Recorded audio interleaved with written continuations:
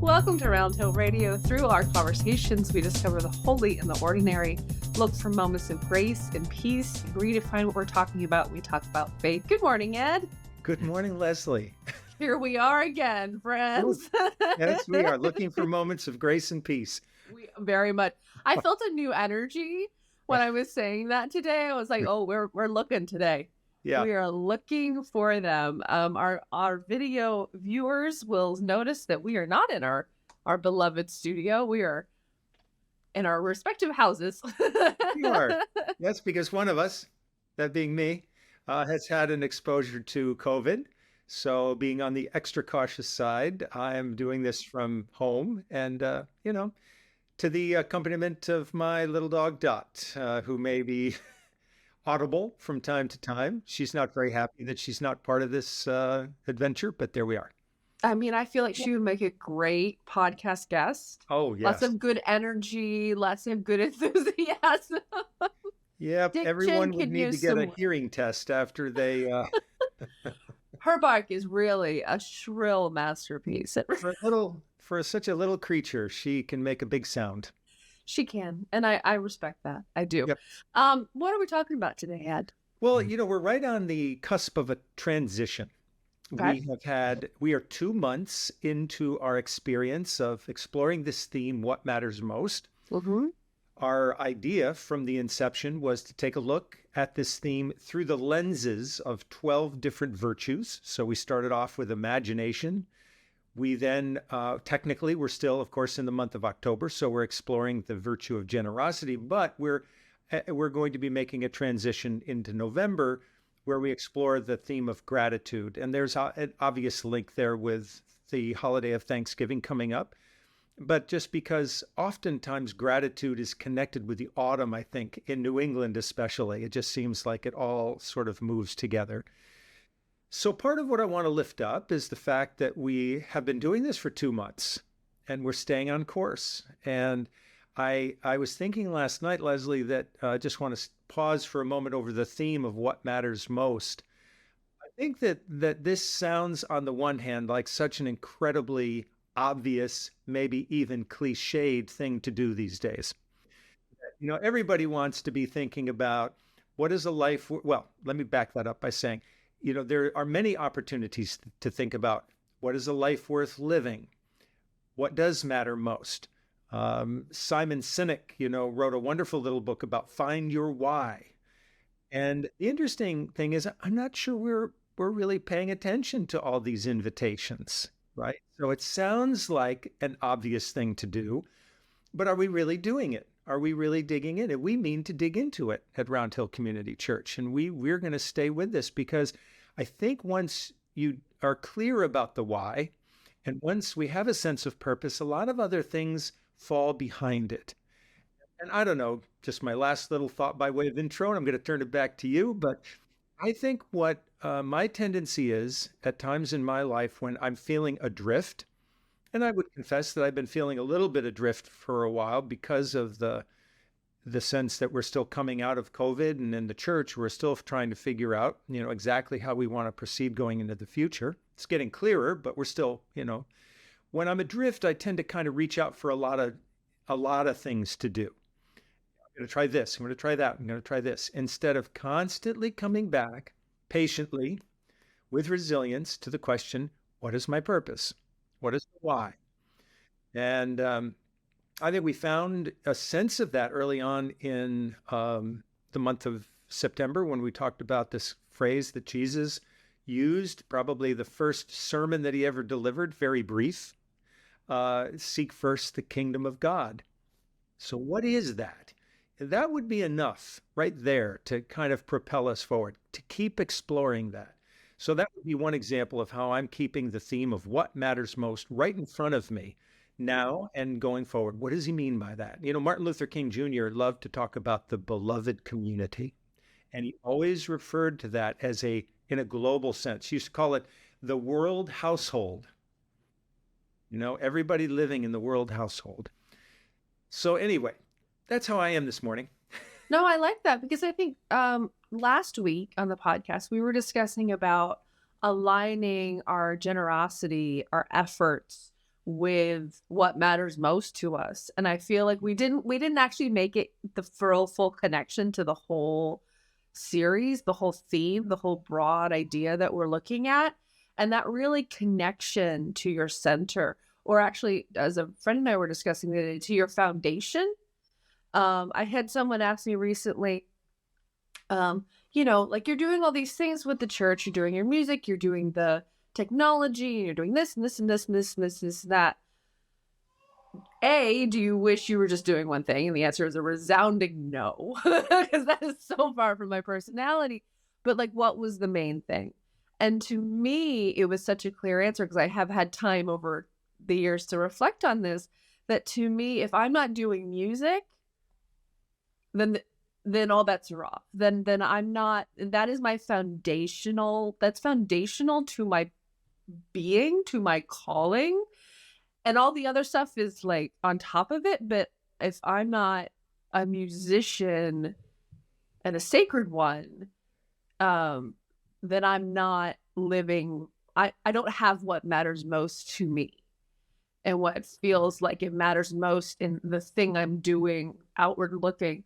And I think a lot of people, especially through the upheaval of COVID, have been trying to find what matters most, trying to find their foundational element.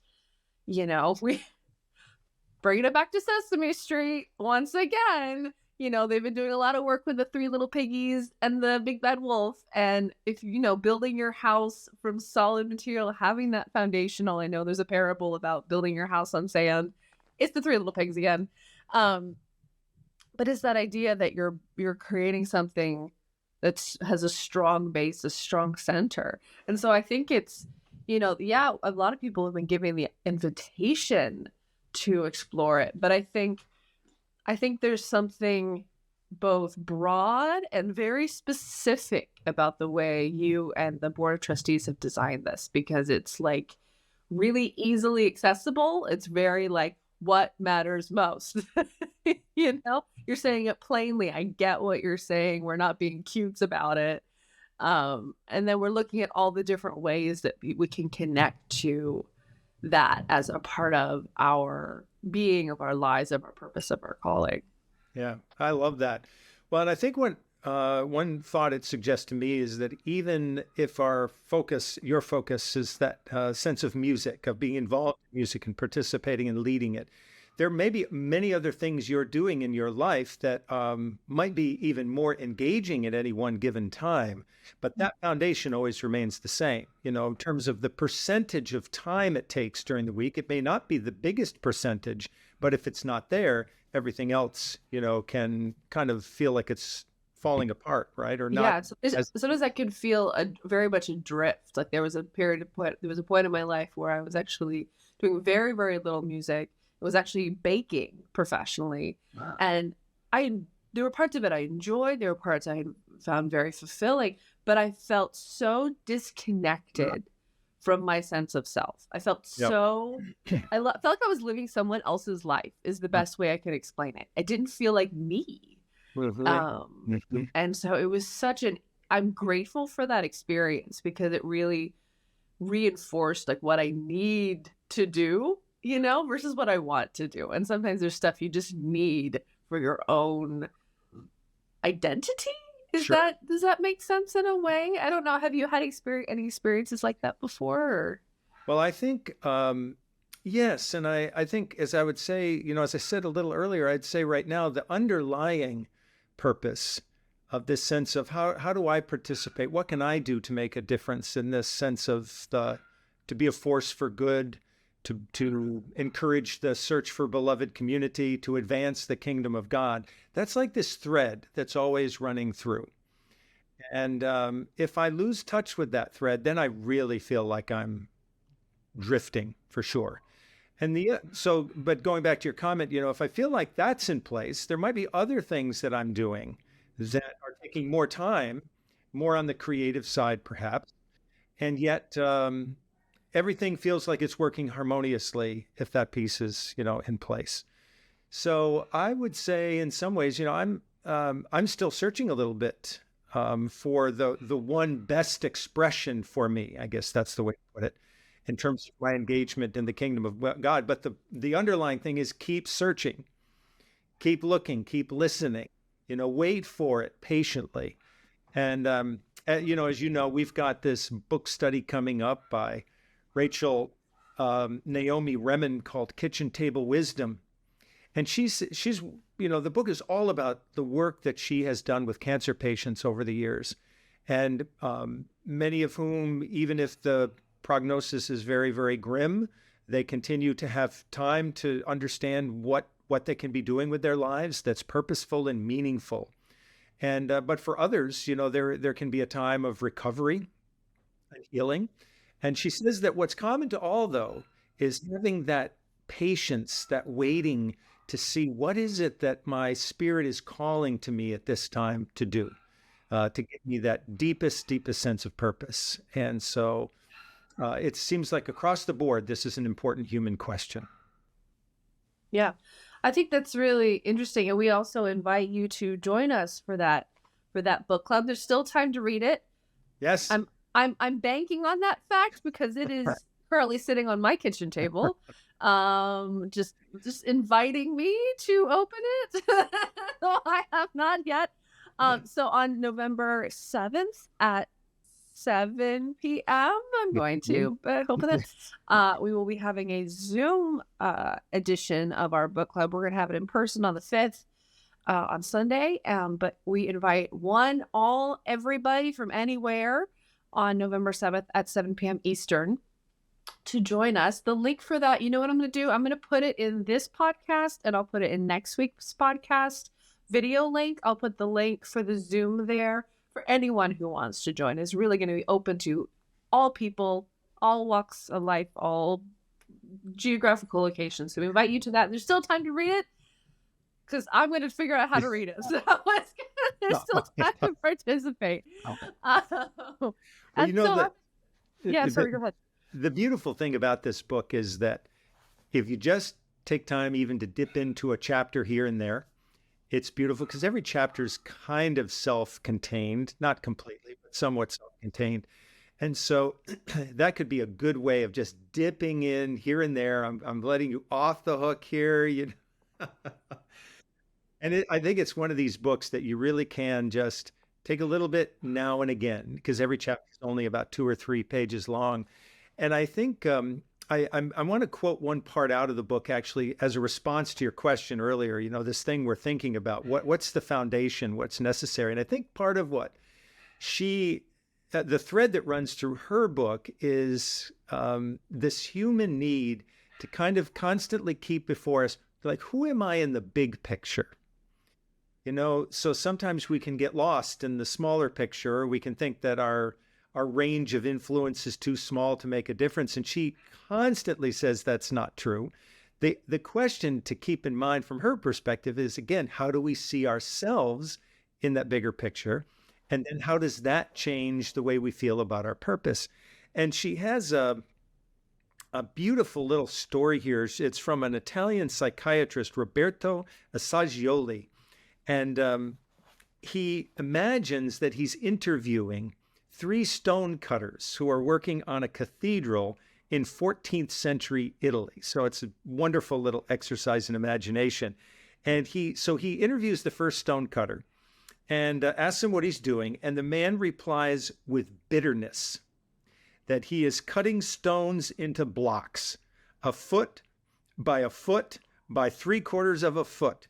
With frustration, he describes a life in which he has done this over and over and over and will continue to do so until he dies. That's interview number 1. The second stonecutter is also cutting stones into blocks, a foot by 3/4 of a foot, but he replies in a somewhat different way. With warmth, he tells the interviewer that he is earning a living for his beloved family. Through this work, his children have clothes and food to grow strong. He and his wife have a home which they have filled with love. But it is the third man, she says, whose response gives us pause. In a joyous voice, he tells us of the privilege of participating in the building of this great cathedral, so strong that it will stand as a holy lighthouse for 1,000 years. So these three very, very different perspectives. One person just really struggling, almost unable to see any impact beyond just the physicality of it, of this very difficult work, right? But the last person seeing just the ageless kind of impact that this can make. And the person in the middle really also amazing, able to see the impact for him and his family. So again, it when you get back to that question of what matters most, here are people who are all answering that question in a slightly different way. And I think it prompts me to think, so how do I see my work in that sense?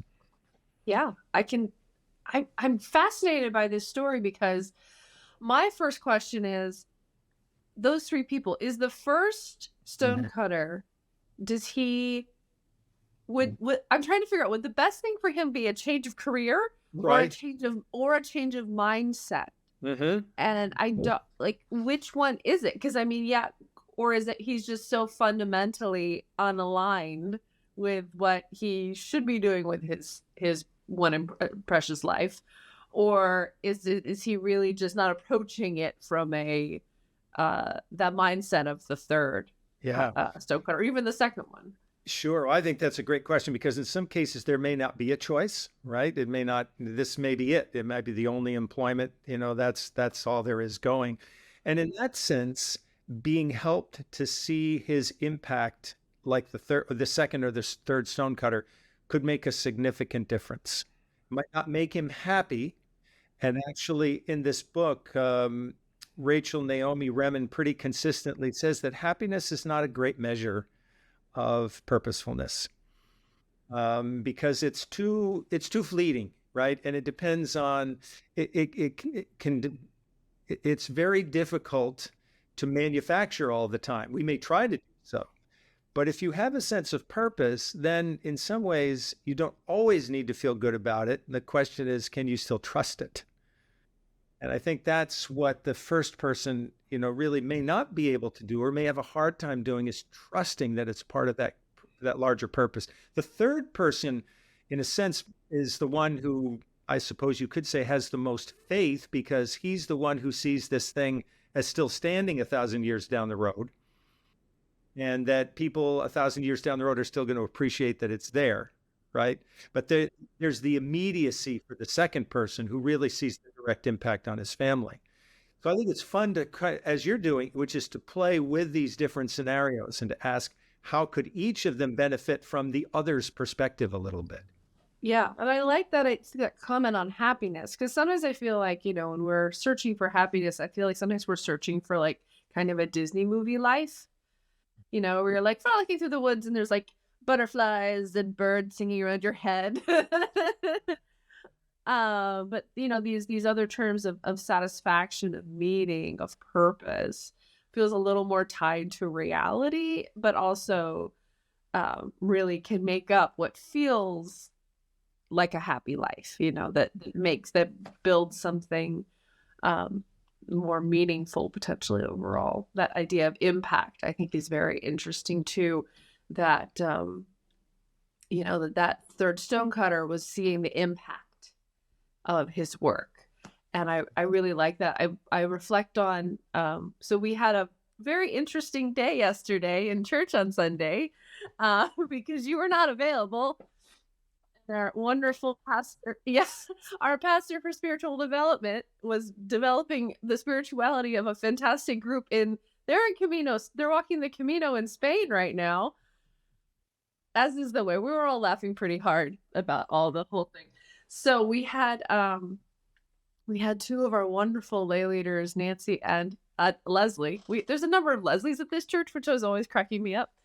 And so we had a little sort of a panel discussion, I guess, if it's two people, about this theme, about purpose, about generosity and gratitude and all the things, wonderful things happening in our community. And I was struck by the fact, so Nancy lifted up the current vision statement and mission statement that has been kind of revised and I would almost say distilled.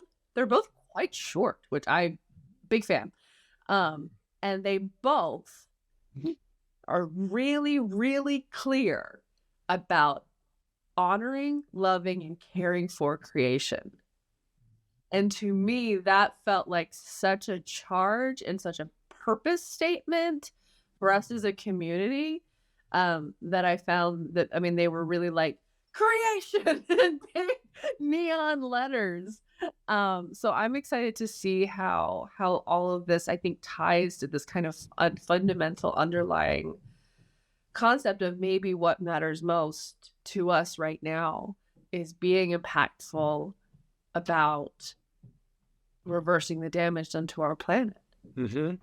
Just a thought there, because I think it sort of ties in a little bit with the stonecutter's plight, especially the first one.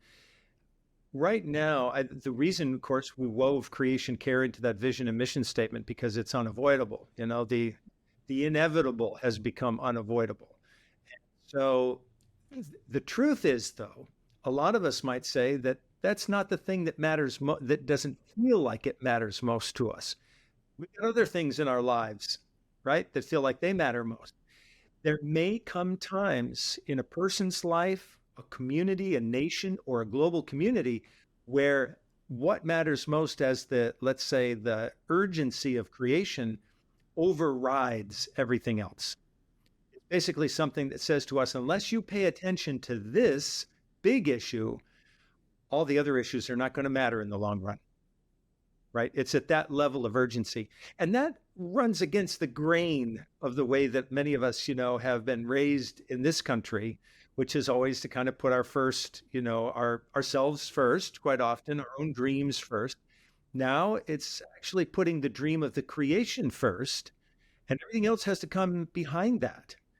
And when there are times of conflict in the world or natural disaster, many of the things that matter most to us as individuals have to take a second place or a third place because we've got something bigger in front of us. And I think that's what those statements are trying to say in a way, which is that this is the thing that has to matter most to us going forward.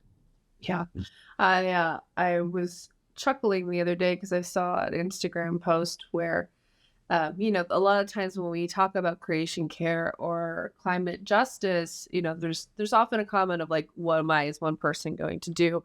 And it said, the post said, but I'm just one person, said 7 billion people. Oh, that's brilliant. Yeah. But to me, it's really clarifying the global, like, what if even 1 billion people were like, enough already.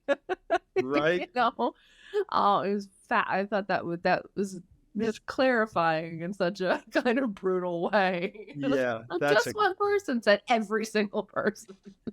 That's a great statement. Really great. But I'm so encouraged by the work, the work you're doing and the work that's starting and ongoing in our community. I'm excited to be part of it. I'm excited for someone else to be telling me what to do. I'll be honest. I'll be like, yeah, give me a thing to do. I'll do it. Yeah. I know what's in my wheelhouse and I know what's not, but I'm excited to elevate it in whatever way I can, or, just be a foot soldier on the fight for climate justice. I think it's, I'm grateful for that. And I think it's going to be impactful for a lot of people. Well, I think that's a great, segue. And we're coming up to the month of gratitude, and just to be grateful that we can play a role. And that can be a wonderful little way to start this month as we explore that particular theme. And I'm looking forward to seeing how that's going to unfold. Yeah. Well, we thank you all so much for joining us for this conversation today. We'd love to hear from you. What do you have something in your life that feels foundational? Are you still searching like many of us are? We'd love to hear from you about where you are in that journey of what matters most to you.